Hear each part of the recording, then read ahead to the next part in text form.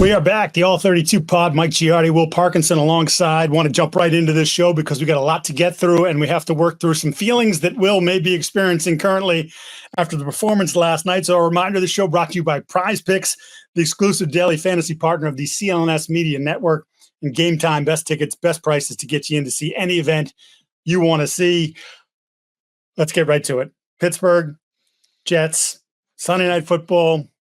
Davante Adams was acquired earlier this week. You were feeling, I felt it. I felt the energy from you. I felt the energy from the Jets. It's about to turn. It did turn in the wrong direction, or it continued to go in the bad direction, but now it's only worse. They lose 37-15, Will. And just some of the stuff that came out after the game, never mind what I saw with my eyes during the game. Aaron saying, I need to play better.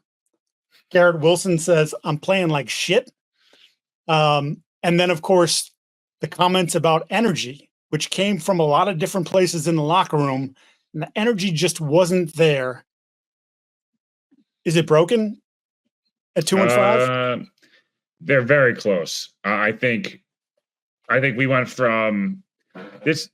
The problem is a couple of things. One, what's been the weirdest part about the Jets season is that there's so many flashes of what it can be, what it has been, what it will be, all these different things, right? Like, and there's always it feels like each week there's a different person or a different thing that goes wrong. They just so rarely outside of the New England game they have not played a 4 quarters worth of just really good football on both sides of the ball. And or all 3 sides of the ball, honestly.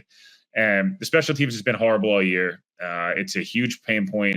We don't talk enough about it because it's not, making fun of Aaron Rodgers and all that stuff. And I get it doesn't do well nationally, but Greg Zuerlein's been the worst kicker in football, and you can't convince me otherwise. Every kick gets blocked or he misses it. They have not returned a kick anywhere near the 30-yard line. I mean, these rules are literally benefit you to just not return it. Like, as much as they've tried to make you return it, the smart play is like, if you can, don't return the ball, and you'll get the ball to the 30-yard line. 2 first downs, and all of a sudden you're talking, do we go for it on 4th down? The special teams was also awful last night. I thought Rodgers played really bad for his standard. And I don't think he's been bad all year. I think the narrative has been peddled. He's been horrible all year. It's simply not true. It's people that are looking to jump on it.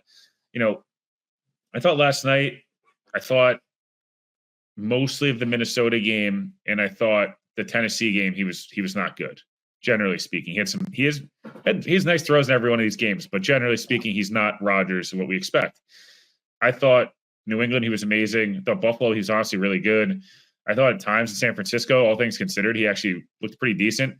The Denver game was a mess all around from the entire team. So, yeah, Mike, I think the biggest issue right now is everyone on defense is hurt, and they're not playing well on defense. I mean, their numbers aren't bad, but they're not playing well.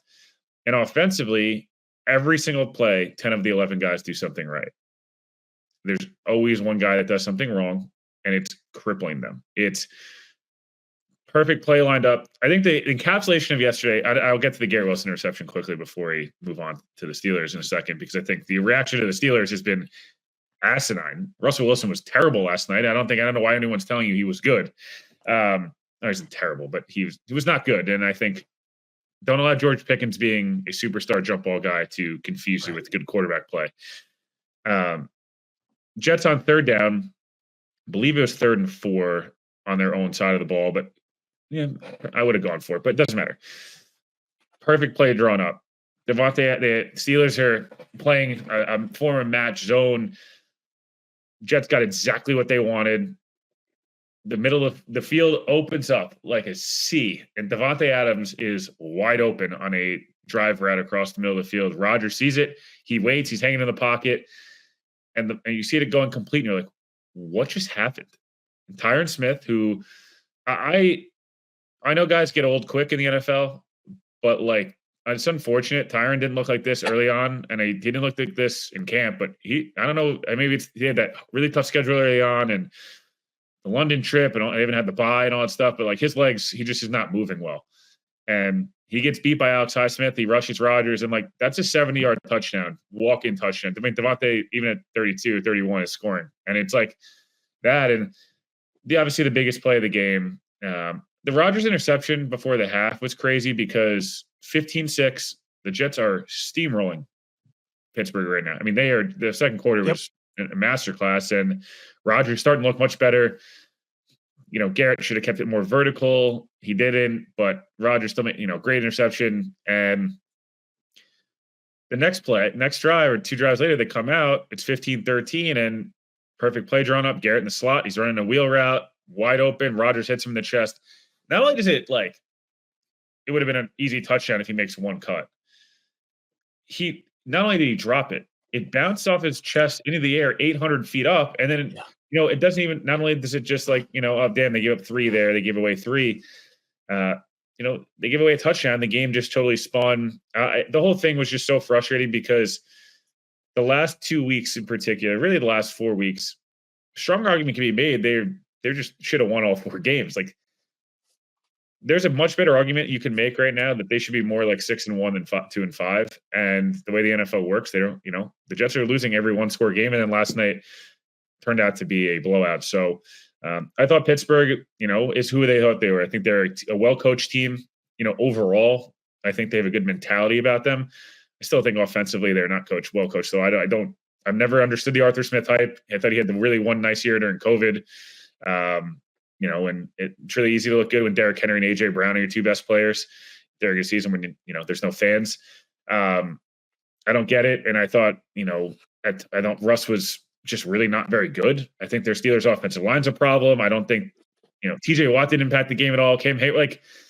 And yet they won by 20 plus points, and they're 5-2. And Steelers fans are probably feeling good. Hey man, we haven't played in the division yet, but we can probably win 10 games, 11 games this year and get in the playoffs. So it's just, I don't know. I'm just really frustrated. And I think if the Jets lose this week, their season's cooked. And, especially if you lose to New England, who we'll talk about is just objectively horrible. I was going to say, luckily for the Jets, they have the opponent that everyone, including probably Tennessee 2 weeks from now, circles on their schedule and says it's a chance to get right. And that'd be the New England Patriots.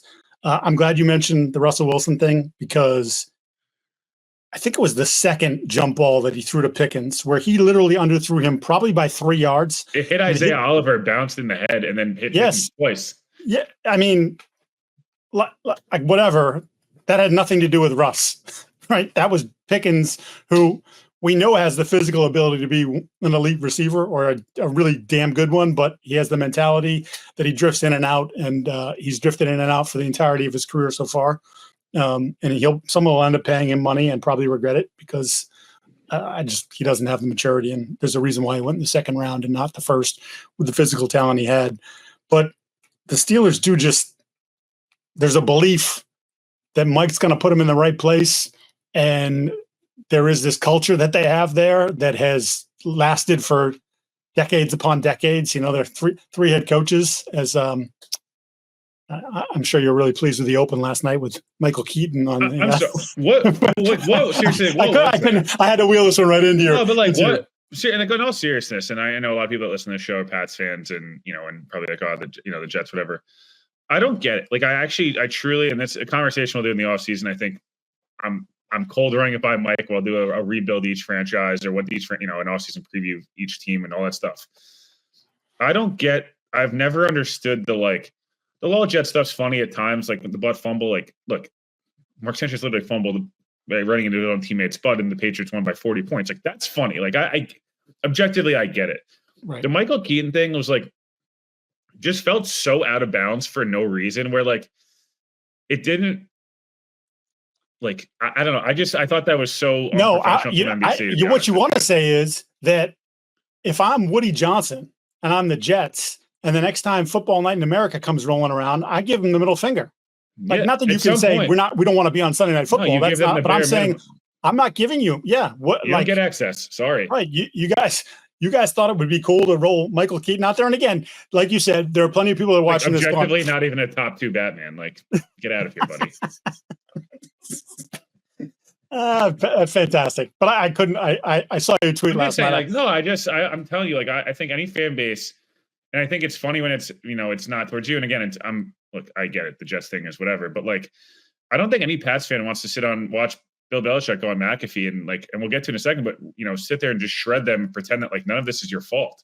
Right. Yeah, the Jets have a lot of part to play and why they're made fun of the way they are. Aaron gets a lot of the heat he does because if he brings it on himself, and hopefully for the Jets' sake, they turn it around and they beat New England and Houston, and all of a sudden they're 4-5 and they're going to Arizona and Indy, and like the season turns around and it'll be a great story. Every year, the last 4 years, a team that started 2-5, and the Jets have the easiest schedule in the league remaining, and all that stuff's true.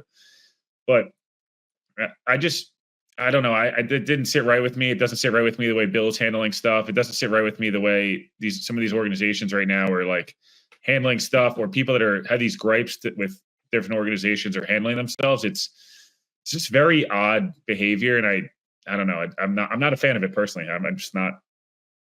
Yeah, I think put a bow on that game. I think you're right. I think the Jets have to win the next two. I think if they get 3-1 the next four to have a shot. Yep. Anything less than that is you're asking too much. And again, you just gave up a conference opponent.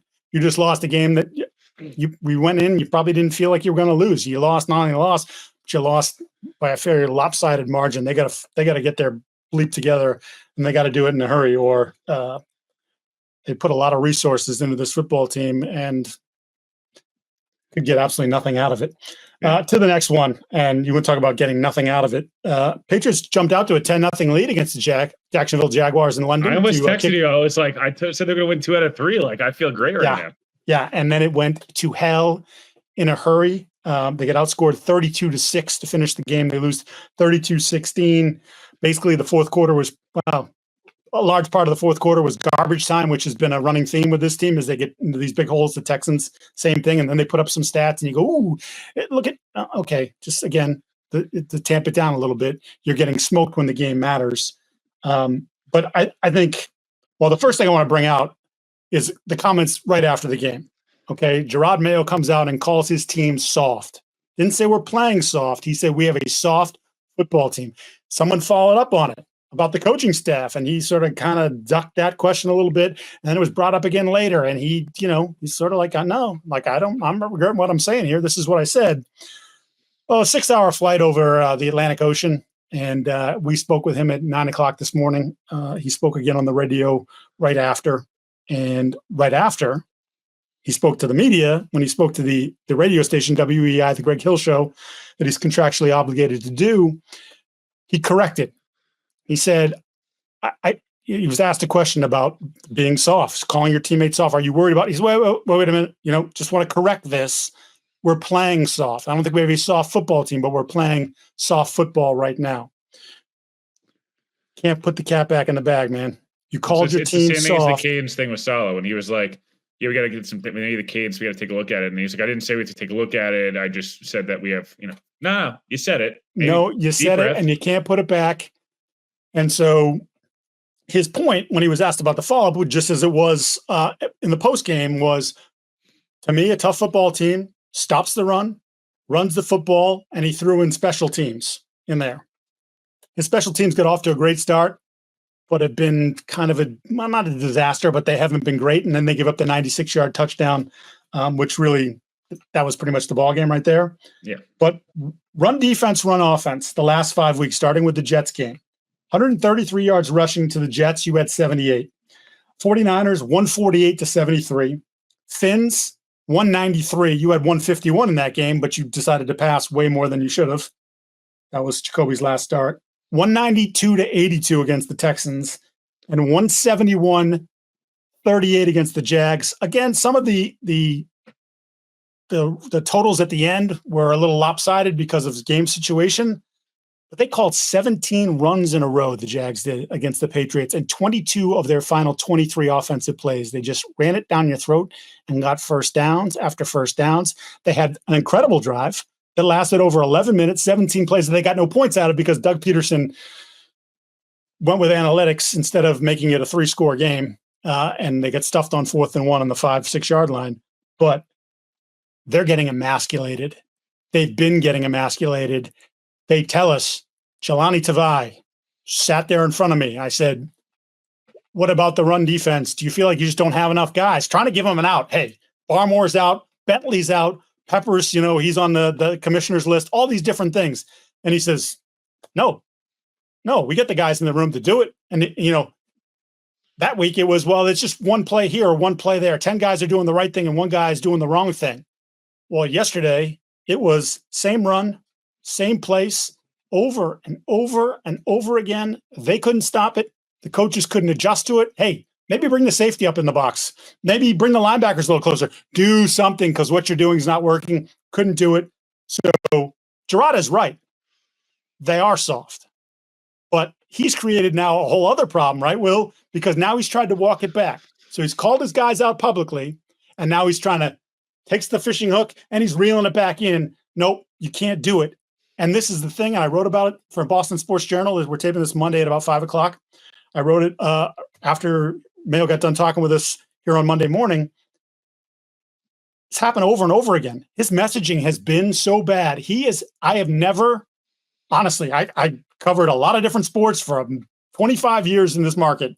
I can never remember a coach having said something and then within a day or two having to take it back as much as Gerard Mayo has done in what has only been he's been the head coach for 7-8 months and only real football since, well, for being real, only real football since July. But from, we're going to spend all the money, we're going to blow through cash to, no, Matthew Judon can speak out on this thing. I'm fine with it. We're going to take a quarterback. Right. Just I'm telling you, I listed 4 or 5 things that happened. There's 5 or 6 other things that happened over the course of the year. He's created a massive problem where now, like, if the Jets come into Foxborough and blow you out, I'm not saying he's getting fired because that's unfair, too early to pull the plug sort of thing. But what are the guys in the locker room who now are called soft, which is probably about as bad a thing as you can be called as a football player, and especially a professional football player?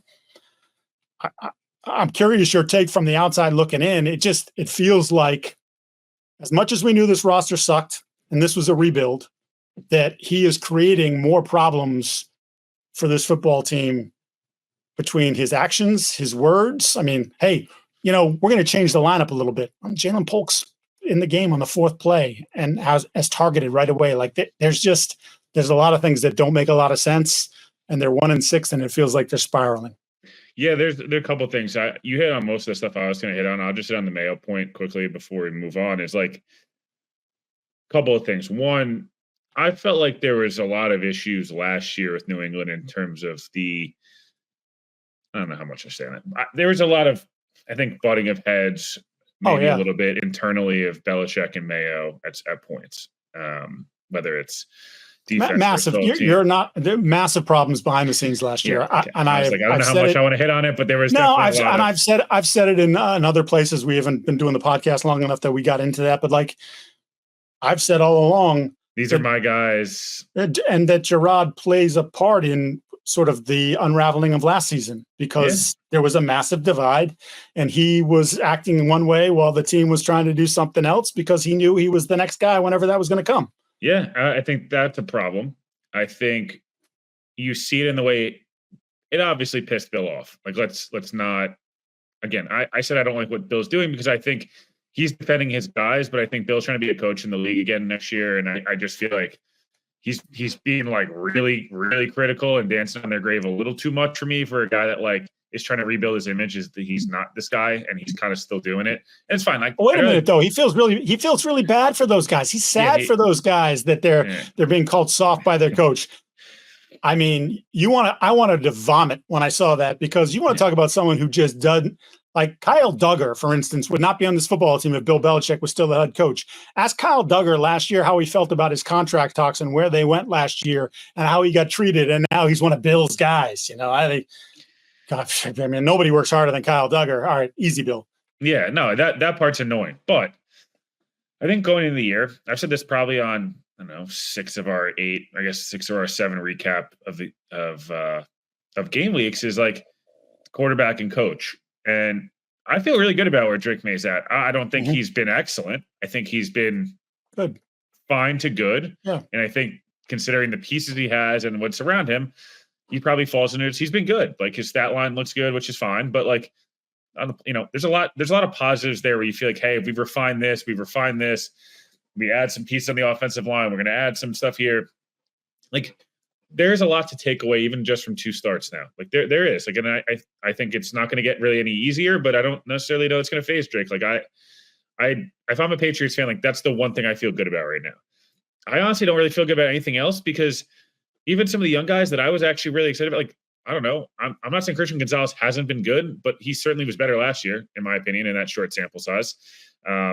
It's a shame guys like Barmore and, is out for the year and different things like that. I was really high on Jalen Polk. Me too.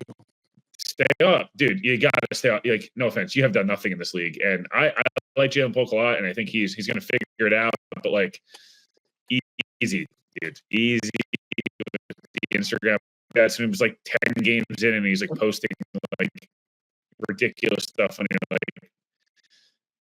you're requesting a trade already? Like, and not that he did that. I'm just my point being, I'm really concerned about Gerard Mayo as head coach. Like, genuinely, what is the thing they do well? Like, that's where I go back to, like, with some of these young coaches and guys early on, usually you look for, like, even if I look at, I'll use Robert Saleh as the example, right? Like, Robert Saleh came in, like, year one, they were a disaster for sure, but they had no talent, and like it was, and I guess you could use that Patriots example. But like Gerard's been there for a while, so he's got a pulse of, especially defensively, what this roster looks like. A lot of these are his guys in a lot of senses, right? Like, and eventually Saleh's like, all right, where our staple's gonna be, our defense gonna be awesome. I'm gonna rush with 4, and like you at least start to see an identity. What's the Patriots? And it's like the biggest quote to me yesterday that stood out, and we can wrap up on the Patriots game on this, is like Chris Rose and I believe Joe Thomas, who were announcing the game, said Alex Van Pelt was like, I'd love to let him throw it 50 times a game, but we got to keep him under, we got to keep him the car in the garage a little bit. Well, they're not doing that. So I'd rather them just say, like, we're going to let Drake May throw the ball 60 times a game, and we're going to lose by 30 points, and really don't really care, and maybe one game will get hot. We're going to go get Travis Hunter in 6 months' time, and he's going to play both sides of the ball, and it's going to be Gonzalez and Travis Hunter on either side in corner, and he'll play receiver. It'll be him, Pop, Polk, and we'll try to add one more guy, and we're going to invest $150 million in the offensive line. That's our strategy. Patriots fans would probably feel really good about that and say, like, hey, man, Drake May is going to throw 30 picks as a rookie in 13 games or 12 games. He's going to throw for like 4,000 yards and 30 touchdowns too, and we're going to use the Jameis. Like, that's at least a strategy. Right now, it feels like Gerard Mayo, and again, calling your guys soft. I think this goes for the Jets talking about being flat. Gerard Mayo saying they're soft. And we saw some other quotes. Antonio Pierce with the like, I didn't like the post on Instagram. I didn't see it, and then it's like, okay, right? Like, we ask these guys to be honest, and I understand this. We got to be careful of, we want guys to give honest answers, but then if they do, you don't want to rip them too much. But like, you also have to know there's a way to say stuff without saying. You could have said, "Hey, I didn't think our we didn't fly around enough today. We didn't put enough hats on hats, and like we weren't doing X, Y." Like, dude, when you just say soft, like, just again, even if you were all thinking it, you're the coach. You're establishing a culture in year one. That's on you. Robert Saleh, you gotta get the penalties right, dude. You're the head coach. Like, that's part of your job. Aaron Boone comes out and, damn, man, we're not good at bunting and fielding and base running. I'm like, what is your job then? Like, what are we hiring you for? So that's just, to me, I think the biggest takeaway right now is like, there's some things to be excited about, but it's mostly on the quarterback, which is a good thing. Everything else, serious look in the mirror time, because there's still 11 weeks left in the season. They got to figure it out. Yeah, my final point on this would be, I came in thinking develop the kids, but obviously the primary goal of this season in that regard is Drake, and hoping that you had the guy, which again, after 2 weeks, it's too early to say, but good start for him. And the other part of this equation, because again, we knew the roster wasn't good. We knew this was a 3 to 6 win. If they hit it right, maybe 6 wins. If they didn't, 2, 3, right? 3. I never thought 2 or 1, but here we are. But the other part was, can the coaches coach? You went from Belichick to Mayo. I knew there would be growing pains, but look, if you to your point, if you establish what you are and you see some improvement, there's been no improvement. They played their best game in their first game. They played their second best game in their second game. And with the exception of the Miami game, which again was a wretched football game. So it was a close game, but it was a wretched football game, poorly played by both teams. Both teams should have been launched to the moon after that game. They have gotten worse and worse and worse. And they made the switch to May, and you're thinking to yourself, all right, well, this is Giardi saying, like, look, we're good enough that if, this guy will give us a little spark, we're going to get some wins here. You've been beat back-to-back weeks by 20 and 16 points after making the switch to Drake. Not Drake's fault, not entirely. Some of the the turnovers and whatnot in the first game, but like you made your big move, and you've lost the last two games by a combined 36 points. So they're a flipping mess, and I don't.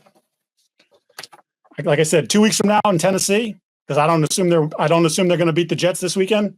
Even though the Jets are struggling, the Jets this weekend, like Joe Douglas might get fired. Yeah, wouldn't surprise me. But I'll tell you, not sure that Tennessee game either. People should go with the bags over their heads, because Tennessee sucks. You suck. Who sucks worse? That's going to be the game. Who sucks worse? Because you don't have Carolina. This was the game. Who sucks worse? And the Patriots certainly showed some skill. I mean, up 10-0. Doug Peterson literally probably is, like texting his travel agent or his wife, "Hey, book me another flight home because I ain't going to come home on this flight." He's talking to Press Taylor. He's like, "Buddy, you might never get a job again." Right. But we can play golf if you want to hang out in Jacksonville, eat ice cream. And now, you got a little life. Hey, let's hear from one of our sponsors. Prize Picks is tremendous. I thought I had great picks the other day, by the way. Just saying, Pop Douglas is throwing up all over the place. Actually physically throwing up, and so that went to hell. But awesome, absolutely great fantasy partner for us. Download the app today. Use code CLNS to get $50 off instantly after you play your first $5 lineup. Again, use the code CLNS. You get $50 without even having to win with that $5. And it's so good because 2 to 6 different players that you can put in the equation, and it's more or less, so if you're feeling really good this week about the Jets, Aaron Rodgers, what do you throw for 284 against the Patriots? They set that number at 260 more for Aaron Rodgers. Breece Hall went bananas. He was great the last night. One of the few guys for the Jets that looked good. More, right? All of a sudden you can win to as much as 100 times your money with Prize Picks. So just download the app. I don't know what you're doing if you're not. Have some fun. It's basically a free $50 on CLNS. What's better than that? Let's go to what we thought was going to be the game of the day, and I think it was the game of the day. Lions-Vikings. Lions with a last-second field goal to win 31-29. And first of all, 2 takeaways. One, the division is freaking awesome. That's the first loss for the Vikings. It goes down to the wire.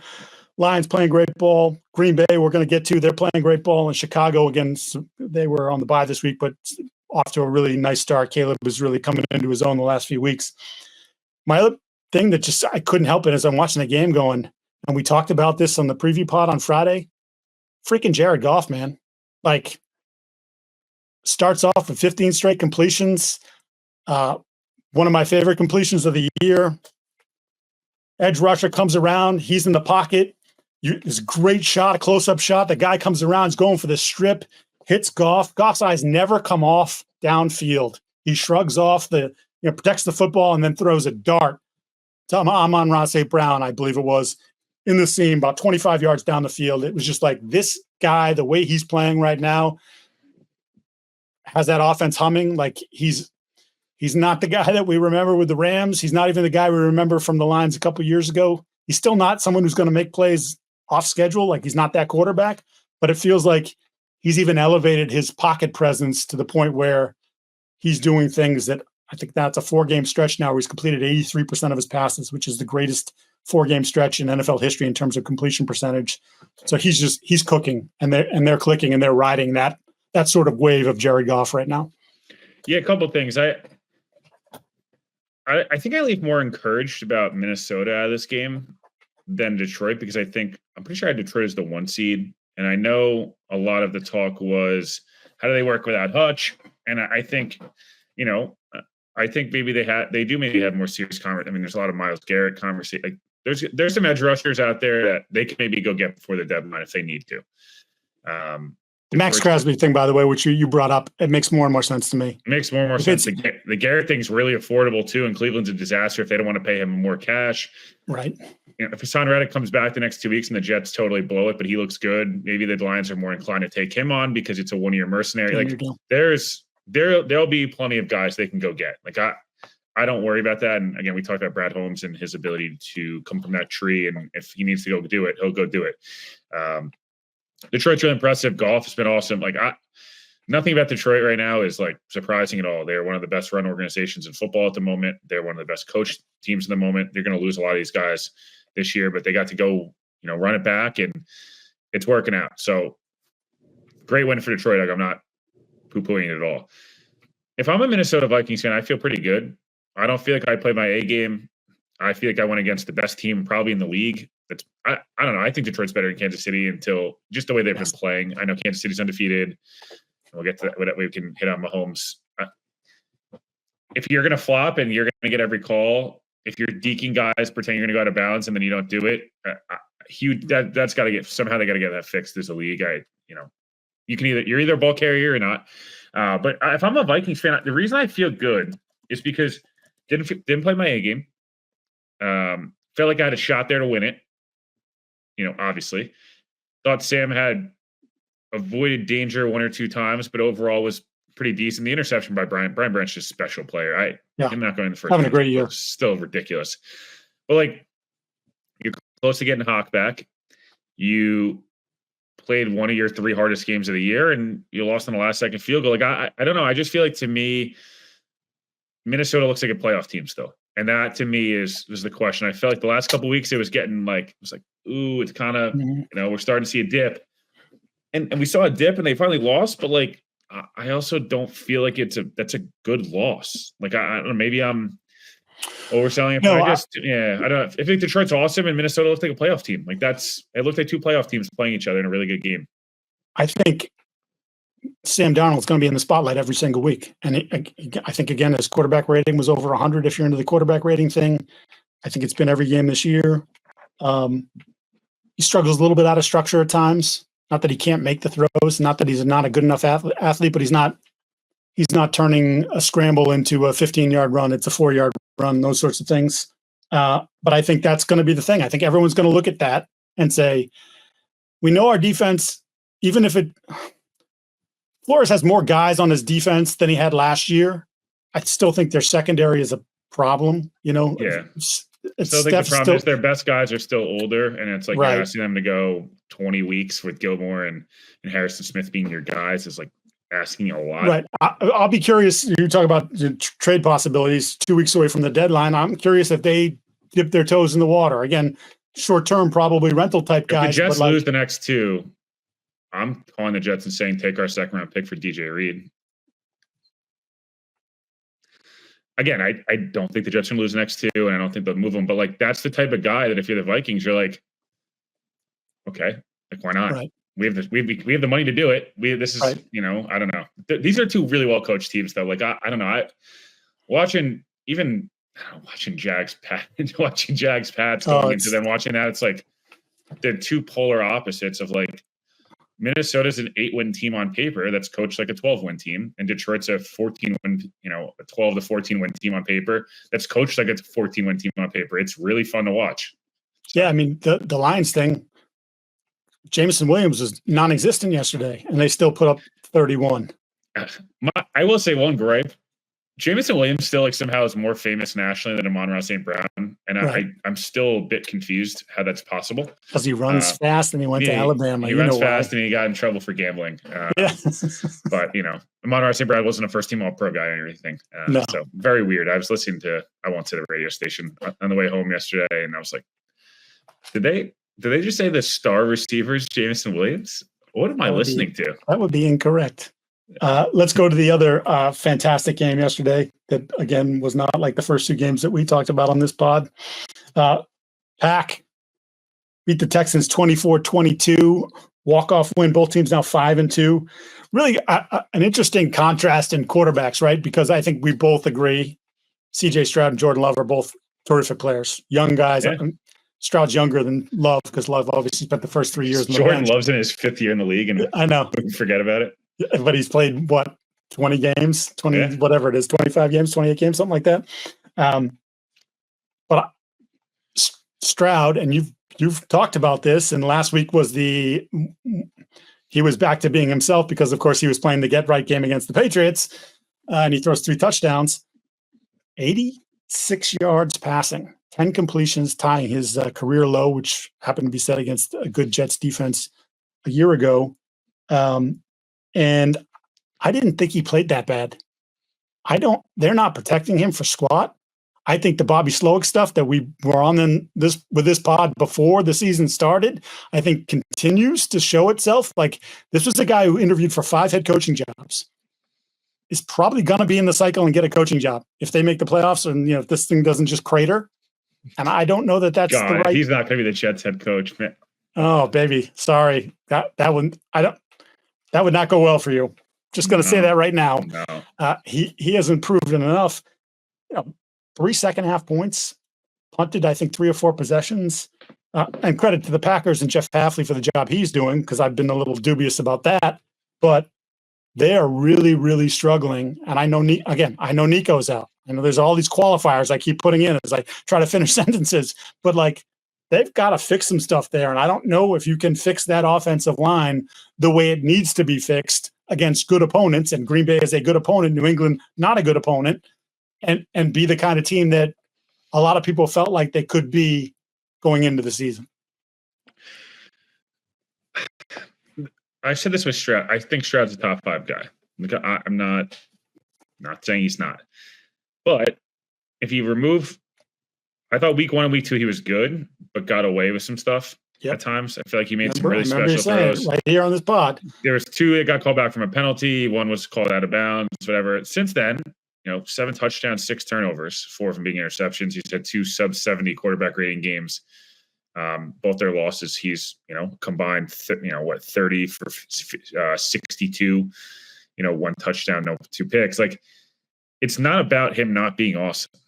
I just, we don't talk at all about, he's still in the arc where, his career arc where we don't ever talk about the bad games. We only talk about the good games. I think Houston's a really good team. I thought D'Amico totally dropped the ball at the end of that game. I don't understand why you didn't just run the football 3 times and make them take all their timeouts. And I don't know, Joe Mixon's been really good this year, way better than I think any of us thought he was going to be. And I thought this was, again, more about Green Bay just being really good and getting way better defensively. Jordan Love's just Brett Favre, man. He is every game is insane. It's 350 yards, 4 touchdowns, 4 picks, and you roll with it. Whereas Stroud's a little bit more cautious, but he's a little bit. They're different players. I'm not, obviously. I'll put you on the spot right here because I think it's just kind of a funny side topic or an interesting side topic. If you forget about the age, because they're still, as we mentioned, they're both still young.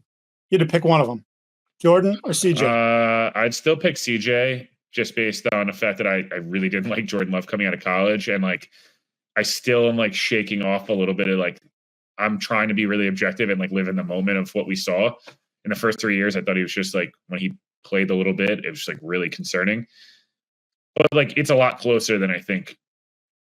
I think Jordan's a top 10 guy and CJ is hovering in that 6 to 10 range, right? I don't know. Is it a crazy comp? Sometimes I watch him and some of the throws that he's willing to attempt. Yeah. And you mentioned there's a good variance there. He's threw 2 picks again. I think he's thrown a pick in 5 straight games. Matthew Stafford. Yep. A little bit absolutely, the Mel Kiper get rid of cover 2. No, Jordan Love doesn't care about your cover 2. Jordan Love will cover 2. He will put the ball he thinks he can put it wherever he wants. Yeah. And plenty of times he does. And then there's a few occasions where he doesn't and he pays the price for it. But Stroud's I think a little more talented Dak, in my opinion. That's a pretty good one. Not an elite athlete, but a good enough athlete to break pressure, to be able to make plays with his legs. But they're never going to they're not, it's not Lamar, and even, I don't know, maybe not even Jordan Love, maybe to that extent.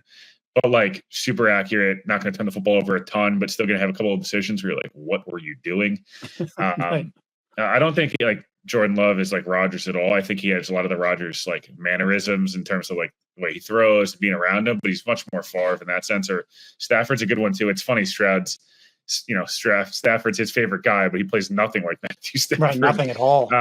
No, the one thing I worry about with Houston is like, and I think we said this, is like this is schedule, and I still think they're really awesome. I just don't know that I haven't seen enough yet still to put them hand in hand with Kansas City and probably Baltimore. I think they're like in that class with Buffalo where like they're really good still and their quarterback's really good and their coach is at times really good. D'Amico's awesome. Like I just worry a little bit with he's them. still learning too. I worry a little bit that there's been a few mistakes or a few points where I'm like, oh, okay, it wasn't great. Like I'm not ready to put you quite there yet. Right. The one thing we didn't talk about, and I thought the Diggs has been mostly quiet this year in terms of just in general. He doesn't. I don't feel like he's been a problem.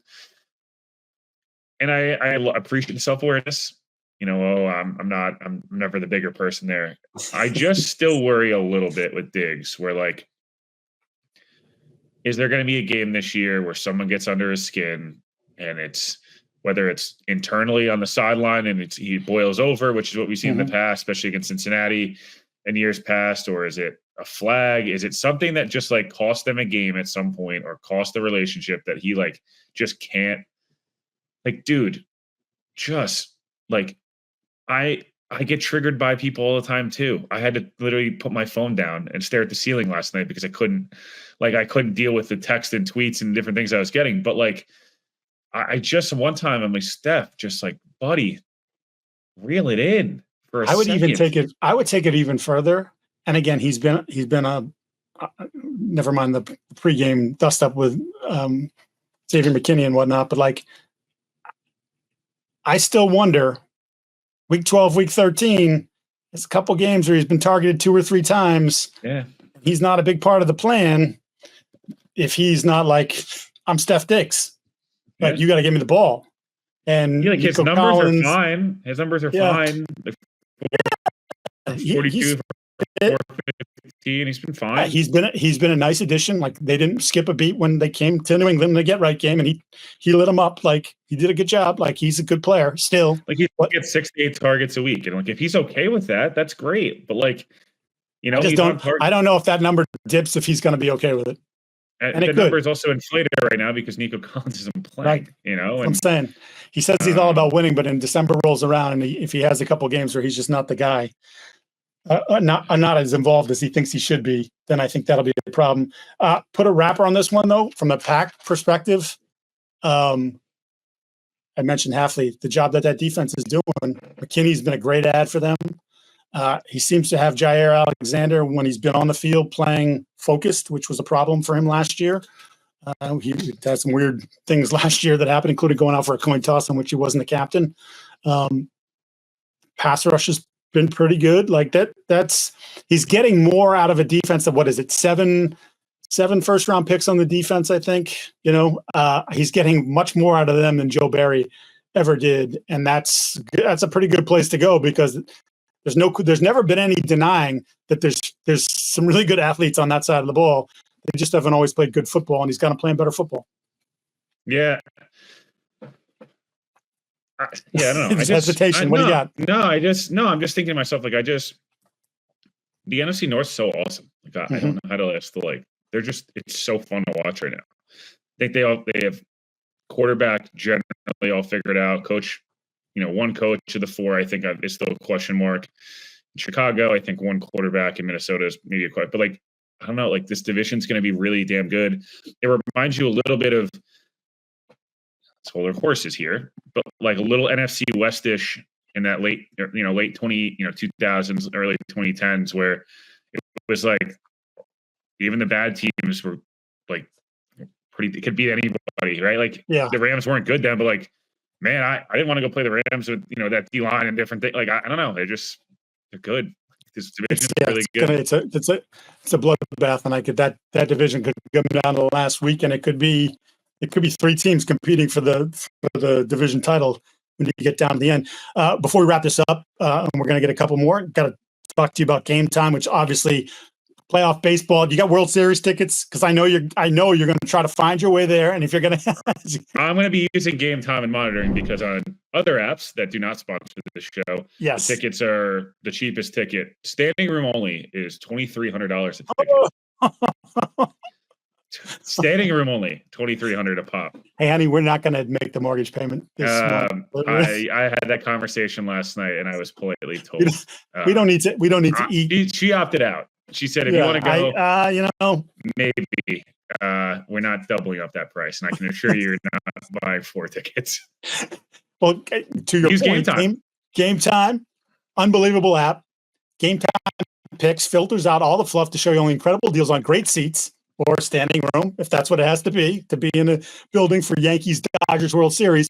So you don't have to waste time searching through thousands of tickets. I mean, absolutely fantastic. Download the Game Time app, create an account, use code CLNS for $20 off your first purchase. Terms apply. Again, create the account, redeem the code CLNS for $20 off. Download Game Time today. What time is it? It is game time. Celtics, the raising the banner on Tuesday night. Perhaps this guy might want to go and use Game Time. So we've got some stuff. But before we get out of here, DeShaun Watson snaps the Achilles, certainly done for the season, although he's talking about it doing the same sort of surgery that Rodgers did, but that's not getting him back for this year. Kevin Stefanski would not commit to Watson going forward, which is a change that they have not. This might be the window. This might have been the opportunity. We talked about this in the preview show. Is this going to be his last start? Well, it turns out turns out it could be his last start because he snapped the Achilles. There's the whole thing about the crowd cheering him hurt, and then you had ridiculous comments from Myles Garrett, who said he's handled himself great since he was in college. And Jameis Winston too. He thinks we forgot about his sexual assault allegation. I mean, guys, what are we doing? Like, Mike, here's my thing. There's 2 things. One, shamelessly, and I'll say it, I was enjoying DeShaun Watson being bad at football, and the reason, and because of all the stuff he's gone through and all the stuff we've all witnessed with him, there was nothing more satisfying than being like, not because of injury, not because of team or coach or any reason, he just sucks. And it was like, this is the football gods getting it right for once of like, this is a bad guy and karma's it. I didn't enjoy watching him get hurt yesterday. I'll be honest. It's a shame and it sucks. And I don't want to see anyone get hurt, right? Like I don't. I'm just not. That's not how I am, and I can't blame people for feeling differently. I don't know. When Brady got hurt in 2008, I wasn't cheering it. I was like, that sucks. I wanted to try to beat Tom Brady, and like, it's so much more gratifying. And maybe I'm an idiot because most fans or most people feel very different, right? You want to play the worst possible team every week and win 100-0. I just. The whole, like, the fans are wrong. The fans are going to be fans. That's just what people do. And they're short for fanatics. And if you keep thinking like one, you'll end up sitting up with the fans, right? That's the whole mantra. This is the window for Cleveland. It's a cap number, $72 million for the next 2 years each year, which is just insane. It's like a middle tier NBA big man salary cap hit. But I think this is, they'll probably slow roll this thing as long as possible and see how much they can, get out of this and maybe get the spotlight off them and start to turn things around. It was comical that Jameis Winston and Myles Garrett were the 2 guys that spoke the loudest.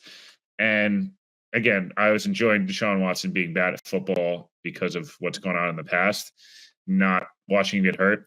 Mike, have we ever seen a guy go from college to the beginning of NFL career to just what's transpired the last 4 years? It's truly like shocking. I remember talking to so many people when he was coming out of Clemson who couldn't say enough good. And look, again, you always have to, when we do what we do, you always have to have in the back of your brain who benefits. If Dabo tells you that Deshaun Watson's the greatest kid ever, Michael Jordan, he could be right. He could be telling me the complete truth. Like, I would want this kid to, he could stay in my house and like, he's awesome, like 100%. But you also said like, hey, well, if Deshaun Watson goes number 1 overall, that's good for, he went 12th or whatever it was. But like, he goes high in the draft. That's just another thing I can put on my wall when I go into somebody's living room and trying to pitch their kid to come to my school, I can say, well, we got the first pick in the draft. Is, like, you're him. You're just like him, so, but I'm telling you, I didn't pick up one bad thing about the kid. One bad thing. And the same thing when he got there at Houston was like, it's just guy works his ass off. He's a leader, this whole thing. And then obviously the allegations, the suspension, more allegations. God only knows what's going to happen. But he just, his career cratered, absolutely cratered. And I can't help but think the mental stress that, quite frankly, if as the allegations are true, he put on himself, then he deserves it. But like it is, because we're not talking about a 35-year-old guy. We're talking about someone who was traded in the beginning of his prime, right? Like you thought, if you're Cleveland, you thought like, okay, like this stuff will go away eventually. And if we get the guy that was turned 29 years old, right? We get the guy that was in Houston. We got our quarterback for the next 10, 12 years. We're going to last year in Houston. I know it's COVID. Yep. 4,800 yards led the league, 33 touchdowns. There was the famous shot of he and J.J. Watt walking off the field and J.J. saying, "I'm sorry we wasted a year for you." Like, okay. The numbers in Houston, 4 years, 53 starts, 104 touchdowns, 36 picks, 14,500 yards, 68% passer. 19 starts in Cleveland, 61%, 19 touchdowns, 12 picks. That doesn't even encapsulate how bad it's been. It's crazy. It's crazy. And we'll see if he ever plays in the NFL again. Seriously, I don't know what happens here because they might just say, "Hey, we'll pay you the money, go away." It could very well happen. Or, as some people have suggested, like, do they have someone who has a ton of cap space make the trade for him? Yeah. Hey, we'll give you a second round pick to just get him. And then that team cuts him immediately. Yeah. So we just bought a second round pick for $80 million or whatever it is. And last one, just quickly before we get out of here. You mentioned KC. I want to talk about San Francisco. They're now 3-4. Ayuk looks like the ACL. Looks like he's done for the year. ACL, MCL. Yeah, I mean, Debo I could see them try. They'll try to get another. I would bring McCaffrey back. I don't know if I would. I don't know if I'd bring McCaffrey back. I think I'd just be like, whatever you got to do to come back next year and try to get one more year out of you. Right? Like, I don't know. Just let it ride. And if we finish, just say like, let's let Brock Purdy try to get a guy. Yeah. Maybe we'll get a good draft. Maybe we'll pick in the top 15. We'll revamp this thing and go one more shot at it. But I don't know. Is it worth it at that point? Like, Debo's not the same guy. You're going to trade him in the offseason anyways. McCaffrey, what if he pops the Achilles and he's done next year? Like that would be my fear. So they seem like a mess. And then, they don't look good. Like, it was funny because there was a lot of the anti-Purdy people were chirping about how bad he was yesterday. And I'm like, you seem to be, and look, I think he's really good, not great. I think I had him in sort of that second grouping of guys without Ayuk, Samuel, Jennings, and McCaffrey. Like, what quarterback? Josh Allen, who is a freak, they had to go out and trade for Amari Cooper because they realized their offense is bogging down because they had surrounded him with 3s and 4s, not 1s and 2s. Maybe Coleman becomes that for Buffalo down the road, but like for the here and now, they didn't have enough. So he didn't have enough yesterday. Tough loss, now 3-4. And meanwhile, to your point, Kansas City still not playing great. Not playing great, but don't lose. Mahomes got a Zach Wilson stat line, and they're 6-0, and so banana land. It really is. All right. Well, we appreciate you guys all tuning in to watch this edition of the All 32 Pod. I am Mike Giardi. He's Will Parkinson. A reminder to like, subscribe, tell your friends, leave a review. We appreciate it. We'll see you again on Friday as we preview Week 8. Week 8. Where did it happen? Week 8 of the NFL season. See ya.